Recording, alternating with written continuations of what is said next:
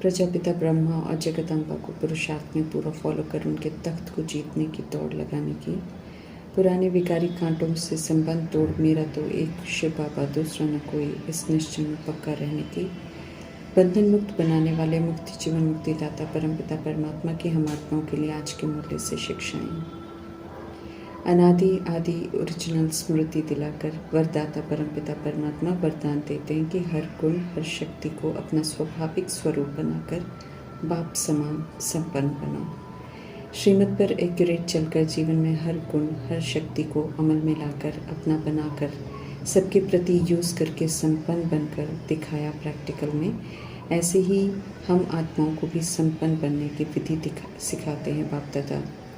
जो संपन्न बनते हैं वो निरंतर याद में रहते हैं, सर्व गुणों और सर्व शक्तियों को यूज़ कर उसका स्वरूप होकर ही रहते हैं, अर्थात गुणवान और शक्तिवान रूप ही दिखाई देते हैं। जैसे आधा कल्प से अर्थात द्वापर युग से देह अभिमान में आकर हम सबने कमज़ोर संस्कार और अवगुणों को बहुत काल तक यूज़ किया तो उसके स्वरूप बन गए, मेहनत नहीं करते हैं बुराइयों को धारण करने में या यूज़ करने में। ऐसे ही अब हर गुण हर शक्ति को यूज़ कर अपना निजी स्वरूप बनाना है, नेचुरल हो जाए। उन गुणों और शक्तियों को ही यूज़ करें। इसी तरह याद करने की भी मेहनत नहीं करनी पड़े, लेकिन याद में निरंतर ही समाये रहें, तब बाप समान कहलाने के हकदार बनेंगे।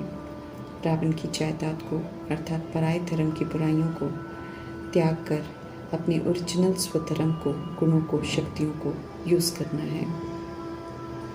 दिल से बाबा शब्द रूपी चाबी को सदा संभाल कर रखें, सदा स्मृति में रखें, सदा यूज़ करें तो सदा विजयी हैं। सदा सर्व खजानों को प्राप्त कर उनसे संपन्न हो सकते हैं, सारी समस्याओं का समाधान कर सकते हैं, सब विघ्नों को, सर्व परिस्थितियों को पार कर सकते हैं।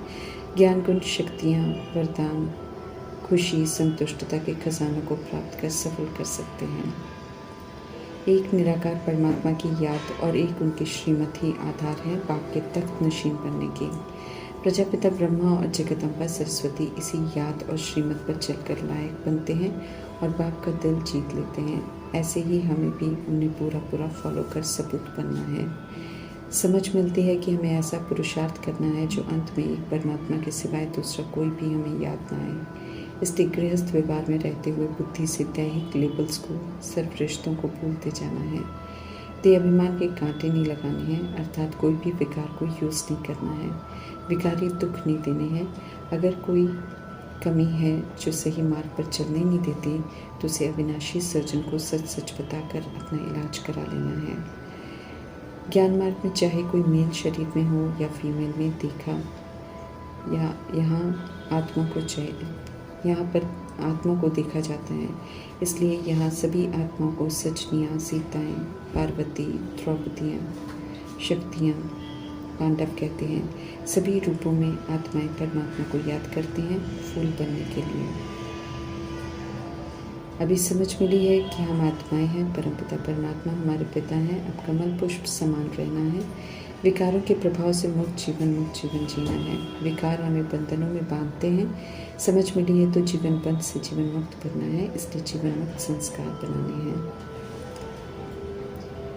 नई दुनिया में नया नाटक शुरू होगा जो सत्यता और दिव्यता के आधार पर चलता है, इसलिए श्रीमद् प्रमाण चलना अर्थात नई दुनिया के संस्कार धारण करने हैं। पुरानी दुनिया का नाटक पुराना हुआ, अब समाप्त होना है, इसलिए पुराने को भूलते जाना है, विकारों को यूज़ नहीं करना है, कांटों की दुनिया में रहते हुए फूल बनना है, फिर स्वर्ग के मालिक बन जाएंगे। निश्चय पूरा चाहिए कि हम आत्माओं के बाप आए हुए हैं, फिर से सदा सुखी स्वर्ग का मालिक बनाने के लिए। निश्चय में गड़बड़ नहीं होनी चाहिए, क्योंकि गड़बड़ होती है तो श्रीमत पर नहीं चलते हैं, काम विकार को छोड़ धर्मात्मा नहीं बनते हैं और सुख का वर्षा प्राप्त करने की मेहनत नहीं करते हैं।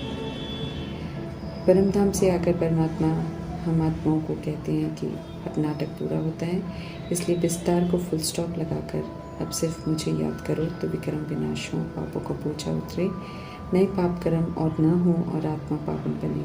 तमो से रजो, रजो से सतो, सतो से सतो प्रधान बनना है और वैकुंठ की सौगात परमपिता परमात्मा से लेनी है।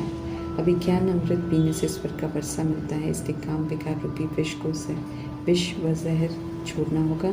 इसी से आत्मा अपना सब कुछ गवा कर काली हो जाती है। ज्ञान के सागर परमपिता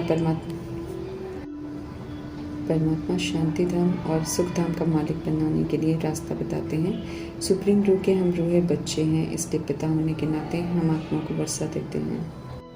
स्थूल वतन अर्थात 5 तत्वों की इस दुनिया में पुरुषार्थ कर सूक्ष्म वतनवासी अव्यक्त फरिश्ता बनना है और मूल वतन में जाने के लिए अशरीरी सतोगुणी आत्मा बनना है। तीनों लोकों और तीनों कालों को यथार्थ समझ शुभ भावना शुभकामना से तीनों काल के हिसाब किताब को क्लोज करना है। रिएक्ट कर या रिजेक्ट कर किसी हिसाब को बढ़ाना नहीं है। इसलिए सोचने से पहले भी सोचना है ताकि सिर्फ शुभ शुद्ध सकारात्मक कल्याणकारी सोच हो। इससे बोल और कर्म भी कल्याणकारी होंगे। कोई बंधन का हिसाब नहीं बनेगा। बुरा सोचने से बंधन बनते हैं। घर में रहते युक्ति से चलना है ताकि बाप और वर्षे की याद में कोई विघन न पड़े। याद अति महत्वपूर्ण है, इसलिए याद का चार्ट रखने की समझ दे रहे हैं परमात्मा। उठते बैठते चलते कर्म करते याद रहे तो पाप नहीं होगा। सब सहज कर बताते हैं, लेकिन बच्चे उस विधि से याद नहीं करते। ये शिकायत है मीठे परमात्मा को। माया भुलाती है, परमात्मा से बेमुख करती है, लेकिन अलर्ट रहना है। माया से हार नहीं खानी है। कहीं भी रहते मेरा तो एक शिव बाबा दूसरा न कोई, ये निश्चय पक्का हो तो मीठे परमात्मा यकीन दिलाते हैं कि बेड़ा पार हो जाएगा। ज्ञान मार्ग में जो चलने नहीं देते, औरों को विकार के विष के लिए जो औरों को मारते हैं, उन्हें अकासुर बकासुर का टाइटल मिलता है।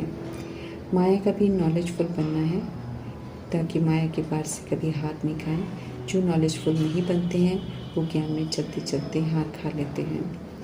कालों के काल धर्मराज स्पष्ट करते हैं कि वे सभी आत्मा को इस दुखधाम से मुक्त कर लेकर जाएंगे।